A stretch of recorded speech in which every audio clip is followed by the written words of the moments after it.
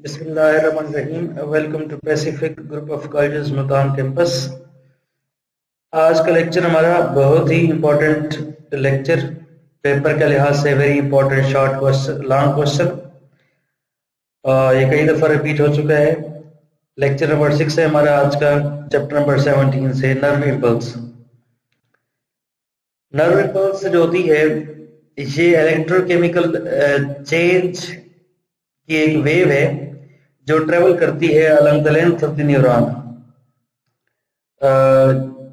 बहुत आसान इसका मतलब ये है कि जिस तरह से एक बिजली की तार है और उसके अंदर बिजली ट्रेवल करती है, सेम इसी तरह से कि जो न्यूरॉन्स है इनके जो पार्ट्स होती हैं लाइक एक्सॉन है, सेल बॉडी है, डेंड्राइट्स है, तो along the length of the neuron जो वेव ट्रेवल करती है, इलेक्ट्रोकेमिकल जो वेव होती है, that is called nerve impulse.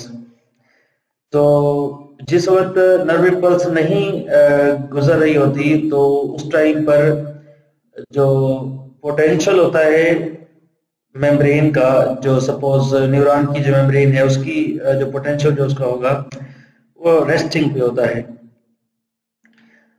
ये जो पोटेंशियल होता है, इलेक्ट्रिकल जो पोटेंशियल है, this is a measure of the capacity to do electrical work. जो उसमें वेव्स गुजर रही होती हैं, इलेक्ट्रोकेमिकल वेव्स, तो ये उसका पोटेंशियल है। So in the case of neuron the charges are positive and negative ions यहाँ जो यूज हो रहे हैं। और मेम्ब्रेन पोटेंशियल जो होता है, the electrical potential that exist across the membrane is known as membrane potential. जो अक्रॉस द मेम्ब्रेन याद रख लीजिएगा, और वो मेम्ब्रेन कौन सी होती है? न्यूरॉन की मेम्ब्रेन है। या न्यूरॉन की मेम्ब्रेन के अंदर और उसके बाहर जो चार्ज होता है, जो पोटेंशियल होता है, तो उसे मेम्ब्रेन पोटेंशियल कहते हैं। तो उसके दो डिवीजन्स हैं, एक रेस्टिंग है और एक एक्टिव है। रेस्टिंग कहते हैं कि जब कोई इलेक्ट्रिकल वेव नहीं गुजर रही होती, और जब गुजर रही होती है, जब नर्व इम्पल्स ट्रेवल कर रही होती है, उसे हम कहते हैं एक्टिव मेम्ब्रेन पोटेंशियल कहते हैं। तो सबसे पहले रेस्टिंग को पढ़ते हैं। तो रेस्टिंग मेम्ब्रेन पोटेंशियल का, इसमें जो आपने तीन चीजें सिर्फ याद रखनी है और कुछ भी नहीं। एक तो सिर्फ वजूहात याद रखनी है कि किस वजह से जो मेम्ब्रेन की बाहर वाली साइड होती है वो मोर पॉजिटिव होती है, और जो अंदर वाली साइड होती है वो मोर नेगेटिव होती है। ठीक है जी। तो ये इसका नेट डिफरेंस यही है कि जो न्यूरॉन की बाहर वाली साइड मोर पॉजिटिव होती है, अंदर वाली साइड मोर नेगेटिव होती है। उसकी जो वजूहात है आपने बस वो याद रखनी है। तो जब कोई नर्व इम्पल्स नहीं गुजरती, तब जो न्यूरॉन की बाहर वाली मेम्ब्रेन होती है वो मोर पॉजिटिव होती है, अंदर वाली मोर नेगेटिव होती है। इसे हम कहते हैं, ये नॉन कंडक्शन स्टेज होती है, और इसको हम क्या कहते हैं? रेस्टिंग मेम्ब्रेन पोटेंशियल कहते हैं। तो हमने अब इन चीजों को पढ़ना है, इन वजूहात को, जिस वजह से बाहर वाला हिस्सा मोर पॉजिटिव और अंदर वाला मोर नेगेटिव क्यों होता है। इसके जो फैक्टर्स है, नंबर 1 सोडियम पोटेशियम पंप पाया जाता है। ठीक है जी। और उसका जो फंक्शन होता है, जहरी बात है कि ये एटीपी के अंदर ये लाई करता है, एटीपी के थ्रू ये काम करता है। और सोडियम पोटेशियम जो पंप के जरिए से सोडियम पोटेशियम आयंस होते हैं वो ट्रेवल करते हैं। तो किस तरह से करते हैं? सबसे पहला पॉइंट ये है कि sodium ions at rest condition 10 fold higher than potassium ions.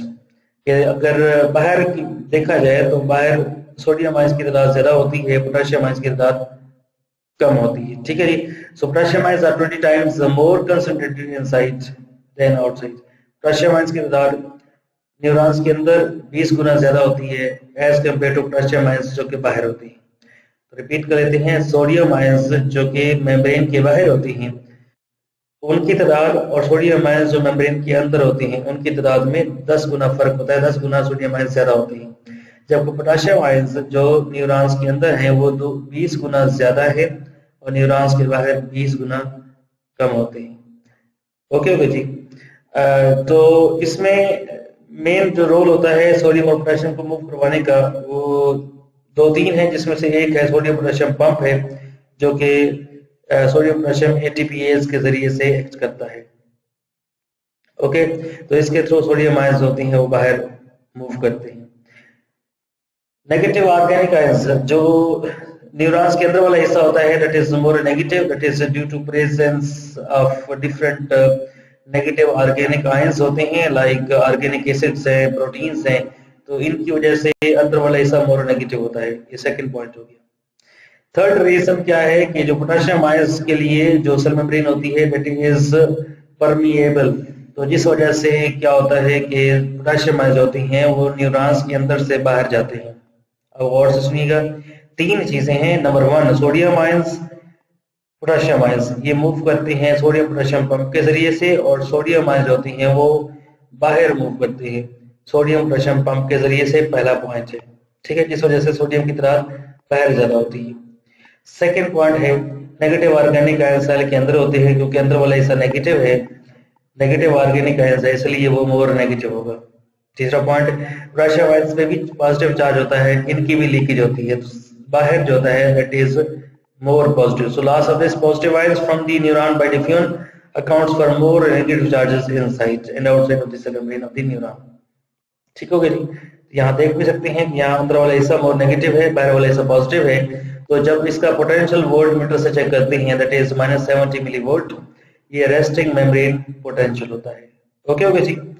Again फिर रिपीट कर लेते हैं जी कि सोडियम पोटेशियम आयंस होते हैं उसको हमने देखना है कि अंदर जो होते हैं सोडियम आयंस की तादाद कम होती है, बाहर सोडियम आयंस की तादाद ज्यादा होती है, और sodium ions potassium ions remove करते हैं, that is due to sodium potassium pump, जो कि सोडियम पोटेशियम एटीपीएस के जरिए से अपना काम करता है। तो इस वजह से सोडियम आयंस बाहर मूव करते हैं इसके जरिए से। पहला पॉइंट ये है, इस वजह से बाहर पॉजिटिव चार्ज होता है। सेकंड पॉइंट कि अंदर नेगेटिव ऑर्गेनिक आयंस होते हैं, जिस वजह से अंदर वाला हिस्सा मोर नेगेटिव होगा। थर्ड पॉइंट कि पोटेशियम आयंस की लीकेज होती है बाहर, जिस वजह से बाहर मतलब न्यूरॉन्स की मेम्ब्रेन से बाहर, तो जिस वजह से बाहर वाला हिस्सा मोर पॉजिटिव हो जाएगा। ये तीन वजह हैं जिस वजह से बाहर वाला हिस्सा मोर पॉजिटिव, अंदर वाला हिस्सा मोर नेगेटिव होता है, जिस वजह से active membrane potential that is -70 millivolt या -0.07 वोल्ट होता है। ठीक है जी। यहाँ भी आप देख सकते हैं कि रेस्टिंग में है मेम्ब्रेन, जिस वजह से जो वोल्टेज है वो -70 मिली वोल्ट है। यहाँ से आप देख सकते हैं कि सोडियम, यहाँ से पोटेशियम आयंस होते हैं वो, ये सोडियम पोटेशियम जो ये पंप है सोडियम पोटेशियम पंप, इसके जरिए से सोडियम आयंस मूव कर रहे हैं। इसके अलावा ये जो पोटेशियम आयंस होती हैं वो यहाँ से उसकी लीकेज हो रही है, तो जो पोटेशियम आयंस होते हैं उनकी लीकेज होती है और इस वजह से बाहर वाला हिस्सा मोर पॉजिटिव होता है। सो जो चेंजेस क्या आती हैं अंडर नॉर्मल कंडीशंस होती हैं, रेस्टिंग मेम्ब्रेन पोटेंशियल है, कोई चेंज नहीं है, लेकिन जब मेम्ब्रेन पोटेंशियल क्रिएट होता है, जब मतलब एक्शन होता है, जब नर्व इम्पल्स स्टार्ट होती है, तो उसके लिए एक स्टिमुलस चाहिए होता है, जिसे कहते हैं थ्रेशोल्ड स्टिमुलस चाहिए होता है। मतलब कोई स्टिमुलस होगा जो आगे न्यूरॉन्स को स्टिमुलेट करेगा, तो वो कम से कम इंटेंसिटी स्टिमुलस की, जो कि किसी भी न्यूरॉन्स को एक्टिवेट करने के लिए, नर्व इम्पल्स को एक्टिवेट करने के लिए होती है, उसको हम कहते हैं थ्रेशोल्ड स्टिमुलस होती कहते हैं। मतलब ये है कि कोई भी स्टिमुलस जिसकी कम से कम इंटेंसिटी किसी नर्व इम्पल्स को स्टार्ट करने के लिए इस्तेमाल होती है, उसे हम कहते हैं थ्रेशोल्ड स्टिमुलस कहते हैं। तो ये हमारे टेक्स्ट बुक की डायग्राम है। ये अंदर वाला हिस्सा जो है ये सारे का सारा ये न्यूरॉन्स की मेम्ब्रेन्स है, ये न्यूरॉन के अंदर वाला हिस्सा है और ये न्यूरॉन की मेम्ब्रेन है, और यहाँ से सोडियम आयंस होते हैं, बाहर जो होते हैं वो ज्यादा है, अंदर जो है सोडियम आयंस होते हैं वो कम होते हैं। तो यहाँ पर अभी रेस्टिंग में है मेम्ब्रेन, इसलिए जो रीडिंग होती है वो -70 मिली वोल्ट है। ठीक है जी। और ये साइड पे ये एक्टिव मेम्ब्रेन पोटेंशियल, जिसमें ये प्रोसेस होता है, ये फिर आगे नेक्स्ट अपोजिट हो जाएगा। कैसे होगा? अभी तो यही है जो हमारे टेक्स्ट बुक के मुताबिक है कि सोडियम पोटेशियम पंप के जरिए से सोडियम आयंस बाहर जाते हैं और पोटेशियम आयंस की लीकेज होती है। 2 पॉइंट। तीसरा पॉइंट होता है कि सेल के अंदर नेगेटिव ऑर्गेनिक आयंस होती हैं। तो ये 3 पॉइंट हैं जिस वजह से मेम्ब्रेन पोटेंशियल रेस्टिंग में होती है। ओके जी। अब आते हैं कि नर्व इम्पल्स स्टार्ट कैसे होती है। तो स्टार्ट होगी, आप जानते हैं कि बाहर सोडियम आयंस क्योंकि ज्यादा है, तो सोडियम आयंस होते हैं वो जब वो अंदर मूव करेंगे थ्रेशोल्ड स्टिमुलस के तहत, तब क्या होता है, तब जो होती है वो जो नर्व इम्पल्स होती है वो स्टार्ट होती है। इसका मतलब ये है क्योंकि सोडियम आयंस पे चार्ज पॉजिटिव था, जब वो अंदर आता है तो अंदर वाला चार्ज होता है पॉजिटिव, अंदर पॉजिटिविटी अंदर बढ़ जाती है, जिस वजह से चार्जेस रिवर्स होते हैं। अगेन रिपीट कर रहा हूँ जी कि सोडियम आयंस होती हैं वो अंदर की तरफ मूव करेंगे, ये पहला पॉइंट है। और जैसे ही अंदर की तरफ मूव करेंगे तो उसकी वजह से क्या होगा कि अंदर वाला हिस्सा मोर पॉजिटिव हो जाएगा। जब अंदर मोर पॉजिटिव हो जाएगा तो चार्जेस रिवर्स होंगे, बाहर वाला हिस्सा नेगेटिव हो जाएगा। तो जहां जहां मेम्ब्रेन पोटेंशियल होगा एक्टिव, उस जगह पे क्या होगा कि उस जगह पे चार्जेस जो होती है वो रिवर्स होंगे। ओके ओके जी।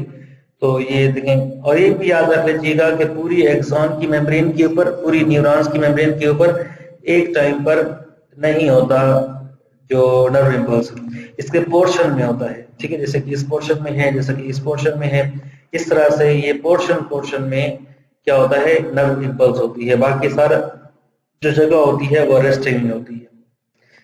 तो ये आपको जैसे मैंने बताया कि -70 मिलीवोल्ट रेस्टिंग मेम्ब्रेन पोटेंशियल, जबकि जिस एंजाइम के तहत जो सोडियम पोटेशियम पंप काम करता है उसे जो सोडियम पोटेशियम ATPase कहते हैं। अब आते हैं एक्टिव मेम्ब्रेन पोटेंशियल। तो उसके लिए जैसे आपको मैंने थोड़ी देर पहले बताया कि only a portion of the neuron in the active membrane potential that is used, और इसके लिए साल्टेटरी नर्व इम्पल्स चाहिए, और सॉरी साल्टेटरी नहीं, वो जो थ्रेशोल्ड स्टिमुलस चाहिए इसके लिए। और जिस थ्रेशोल्ड स्टिमुलस आएगा तो जैसे आपको मैंने बताया कि पोटेशियम आयंस होती हैं उनकी परमेबिलिटी बढ़ जाती है और वो from the outside to inside move करती हैं। ठीक ओके जी, ये याद रख लीजिएगा। अगेन रिपीट कर देता हूँ यहाँ पे कि बाहर पॉजिटिव, जैसे रेस्टिंग में था तो बाहर पॉजिटिव चार्ज था, अंदर नेगेटिव था। Clear point. अब क्या होगा, जैसे ही नर्व इम्पल्स स्टार्ट होगी तो पोटेशियम आयंस होते हैं, सॉरी सोडियम आयंस होते हैं, उनके बाहर ज्यादा है, उन्हें अंदर मूव करना है, तो सोडियम आयंस अंदर की तरफ आते हैं। जब अंदर आते हैं तो चार्जेस रिवर्स होते हैं। ठीक है जी, तो ये आप नजर में रखना है। और सवाल ये पैदा होता है कि सोडियम आयंस किस रास्ते से आते हैं, तो उसके लिए जवाब ये है कि न्यूरोफिजियोलॉजिस्ट ने बताया कि सोडियम गेट्स लगी होती हैं न्यूरॉन्स की मेम्ब्रेन पर, जिनके जरिए से सोडियम आयंस होती हैं वो अंदर दाखिल होती हैं और पोटेशियम आयंस होती हैं उसके रिवर्स में आउट जो होते हैं मूव करते हैं। Some potassium ions only, not all, some potassium ions. अगर ज्यादा मूव करते तो आप जानते हैं फिर दोबारा से वही पॉजिटिव चार्ज हो जाता, इसलिए जो सोडियम आयंस होते हैं वो अंदर की तरफ आते हैं। इसे हम कहते हैं सोडियम गेट के जरिए से आते हैं, चार्जेस रिवर्स हो जाते हैं। तो जहां यहाँ तक ये जो पहला स्टेप ये वाला है, ये है इसका जो रेस्टिंग में है। और ऐसा ऐसा जैसे ही नर्व इम्पल्स स्टार्ट होती है तब ये जो क्या होता है कि ये नर्व इम्पल्स, ये जो मेम्ब्रेन होती है वो डीपोलराइज होती है, और जब मेम्ब्रेन डीपोलराइज होती है तो उस वजह से क्या होता है, नर्व इम्पल्स जनरेट होती है। अब जब नर्व इम्पल्स जनरेट होती है, याद रख लीजिएगा लफ्ज इस्तेमाल होगा डीपोलराइजेशन। इसका मतलब है कि जो वोल्टेज गेटेड सोडियम चैनल्स होती हैं वो ओपन होगी और सोडियम आयंस अंदर दाखिल होंगे, चार्जेस रिवर्स हो जाएंगे, बाहर नेगेटिव अंदर पॉजिटिव हो जाएगा। और ये जो ग्राफ जो मैंने आपको शो करवाया है ये वाला यहाँ तक ये हो जाएगा, जिसे हम कहते हैं डीपोलराइजेशन। ओके ओके जी। अब जो मेम्ब्रेन का जहाँ चार्जेस रिवर्स हुए हैं, ये यहाँ पे, यहाँ चार्जेस रिवर्स हुए थे, ये देखें इस केस में, और यहाँ नीचे देखें दोबारा से चार्जेस जो होती हैं क्या होते हैं, वापस उसी जगह पे आ गए हैं, वापस दोबारा से सोडियम आयंस जो बाहर पॉजिटिव हो गया है अंदर नेगेटिव हो गया है। तो दोबारा से जो बाहर पॉजिटिव अंदर नेगेटिव कैसे आता है, उसकी वजह सिर्फ ये वाली चीज है, ये वाली, ये पोटेशियम आयंस बाहर मूव करते जाएंगे और बाहर पॉजिटिविटी बढ़ती जाएगी। ठीक है जी। जब पोटेशियम आयंस बाहर मूव करेंगे तो उसके लिए जो ग्राफ होगा वो ये वाला होगा, ये वाला। ठीक है जी, ये वाला ग्राफ होगा रीपोलराइजेशन। ठीक है, तो अगले ग्राफ में भी देख लें यहाँ पे कि डीपोलराइजेशन, इस केस में डीपोलराइजेशन में सोडियम गेट जो बनाते हैं, रीपोलराइजेशन जिसमें क्या होता है, पोटेशियम जो होता है उसकी लीकेज होती है। जैसे कि आप देख सकते हैं ये जो स्टेप है ये वाला, ये है रीपोलराइजेशन का, ये स्टेप जो है ये वाला, ये है डीपोलराइजेशन का। तो ये डीपोलराइजेशन, यहाँ नर्व इम्पल्स स्टार्ट हो गई है, डीपोलराइज मेम्ब्रेन हो गई है, बाहर नेगेटिव हो गए अंदर पॉजिटिव हो गए। और जो ये स्टेप है इस केस में क्या होता है कि पोटेशियम आयंस बाहर गए हैं, जब बाहर गए हैं तो बाहर हो जाता है पॉजिटिव, अंदर होता है नेगेटिव। ये मेम्ब्रेन दोबारा से आती है रीपोलराइज। ठीक है जी, ये मेम्ब्रेन जब रीपोलराइज होती है तब थोड़ा सा ये नीचे आती है उस मेम्ब्रेन पोटेंशियल से नीचे नॉर्मल से, तो फिर उस दोबारा से अपनी असली हालत में आती है। तो इसको हम कहते हैं क्या है, hyperpolarisation. In this period is called refractory period कहते हैं। जो थोड़ा सा दौरानिया होता है चंद मिली सेकेंड्स का, इसे हम कहते हैं रिफ्रैक्टरी पीरियड कहते हैं। ठीक है जी, जो थोड़ा सा अपने ब्रेन से नीचे जाके ऊपर आते हैं, जो टाइम होता है इसे कहते हैं रिफ्रैक्टरी पीरियड, ये वाला पूरा हिस्सा यहाँ तक। ठीक है, दोबारा से ब्रेन उसी -70 पे आ जाती है। इस में देख सकते हैं यहाँ पे सोडियम आयंस अंदर दाखिल हुए, अंदर दाखिल होने के बाद अंदर वाला जो हिस्सा होता है वो मोर पॉजिटिव हो जाएगा। जब अंदर वाला पॉजिटिव हो जाएगा यहाँ पे, तो उसके बाद फिर दोबारा से ये यहाँ तक होती है क्या, डीपोलराइजेशन। जब मेम्ब्रेन दोबारा से मतलब बाहर वाला हिस्सा पॉजिटिव होगा, अंदर नेगेटिव होगा, तो पोटेशियम आयंस अंदर मूव करेंगे, तो मेम्ब्रेन दोबारा से रेस्ट में आ जाएगी। उसे कहते हैं रीपोलराइजेशन कहते हैं। ओके जी, तो जो कुछ अभी हमने पढ़ा, अगर इस सीक्वेंस को समझ लेते हैं, नंबर 1 क्या होगा कि पहले थ्रेशोल्ड स्टिमुलस आता है। जब थ्रेशोल्ड स्टिमुलस आएगा तो उसके बाद फिर जो sequence of the membrane potential changes, या दोबारा से मेम्ब्रेन हो जाएगी पोलराइज। ठीक है जी, मतलब है कि वो डीपोलराइजेशन से क्या हो जाएगी, पोलराइज। मैं रिपीट कर देता हूँ यहाँ पे कि ये जो प्रोसेस होता है ये मिली सेकेंड्स में होता है। इस प्रोसेस के अंदर सोडियम गेट ओपन होंगे, सोडियम गेट ओपन होंगे तो जो सोडियम आयंस है वो अंदर दाखिल होंगे। जैसे अंदर दाखिल होंगे तो उसके बाद मेम्ब्रेन हो जाएगी डीपोलराइज, या अंदर चार्ज हो जाएगा पॉजिटिव, बाहर हो जाएगा नेगेटिव। उसके बाद फिर पोटेशियम आयंस बाहर मूव करेंगे तो मेम्ब्रेन दोबारा से हो जाएगी रीपोलराइज। तो अगर ये सिर्फ 2, 3, 4 ये स्टेप याद कर लें तो यहाँ से भी आपका ये पॉइंट क्लियर हो जाएगा। ठीक है जी, तो ये हमारे टेक्स्ट बुक की डायग्राम है। इसमें देखें यहाँ चार्जेस रिवर्स हुए, इसका मतलब है सोडियम आयंस अंदर की तरफ आ गए। ठीक है जी, और यहाँ होता है ये जो ग्राफ बनता है वो ये वाला होता है, ये यहाँ तक। उसके बाद यहाँ से पोटेशियम आयन जब लीक आउट होंगे तब ये वाला ग्राफ बन जाएगा, मेम्ब्रेन दोबारा से हो जाएगी रीपोलराइज। ठीक है जी, तो ये दोबारा से मेम्ब्रेन रिकवर हो जाएगी। तो पूछा जाता है कि जो अब एक्टिव मेम्ब्रेन पोटेंशियल जो यहाँ तक हुई है, इसका पोटेंशियल कितना होता है? तो इसका पोटेंशियल होता है +50 मिलीवोल्ट, उसका पोटेंशियल होता है। ठीक है जी, ये जिसे हम 0.05 वोल्ट भी कहते हैं। तो ये पैसेज ऑफ नर्व इम्पल्स है, और ये जो पैसेज होता है ये याद रख लीजिएगा, ये नोड टू नोड ट्रेवल करता है। ठीक है जी, और नोड टू नोड ट्रेवल करने को हम कहते हैं साल्टेटरी नर्व इम्पल्स कहते हैं। जैसे एक न्यूरॉन की मेम्ब्रेन होती है, जो न्यूरॉन की मेम्ब्रेन होती है उसमें नोड ऑफ रेनावायर बना होता है। तो एक नोड से इस तरह से दूसरे नोड से अगले नोड, ठीक है जी, ये यहाँ से अगले नोड, फिर उससे अगले नोड, फिर उससे अगले नोड, फिर उससे अगले नोड।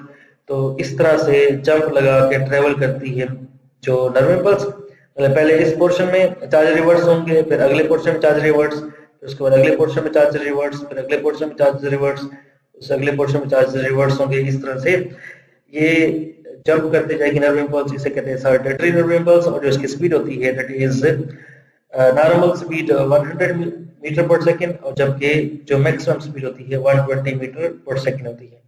पेपर के अंदर ये सवाल आ सकता है कि write note on nerve impulse, और या आ सकता है कि write note on resting membrane potential या write note on active membrane potential. ये दो सवाल है, दोनों लॉन्ग क्वेश्चन सेपरेट भी आ सकते हैं। ओके जी, thank you so much for your time.